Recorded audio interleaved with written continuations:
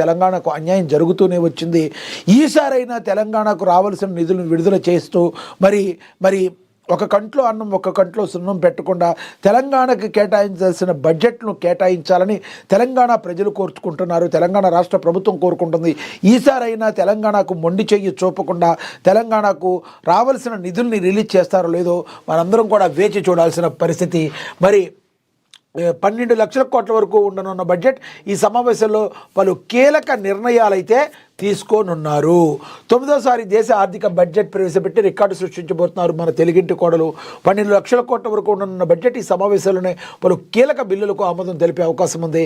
దేశ ఆర్థిక గమనాన్ని నిర్దేశించే మరి 2026-27 ఆర్థిక సంవత్సరం కేంద్ర బడ్జెట్ ముహూర్తం ఖరారైంది. జనవరి 31 నుండి పార్లమెంట్ బడ్జెట్ సమావేశాలు ప్రారంభం కానున్నాయి. అయితే ఎప్పట్లాగే ఫిబ్రవరి 1వ తేదీన కేంద్ర ఆర్థిక శాఖ మంత్రి నిర్మలా సీతారామన్ పార్లమెంట్ ఉభయ సభల్లో బడ్జెట్ ప్రవేశపెట్టనున్నారు. 2017 నుంచి ప్రతి ఏడాది ఫిబ్రవరి 1న బడ్జెట్ ప్రవేశపెట్టడం ఆనవాయితీగా వస్తుంది.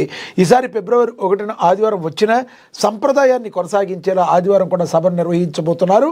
కేంద్ర ఆర్థిక శాఖ మంత్రి నిర్మలా సీతారామన్ వరుసగా 9వసారి దేశ ఆర్థిక బడ్జెట్ ప్రవేశపెట్టి సరికొత్త రికార్డును సృష్టించబోతున్నారు. ఈసారి బడ్జెట్ అంచనాలు గతంలో పోలిస్తే భారీగా ఉండే అవకాశం ఉంది.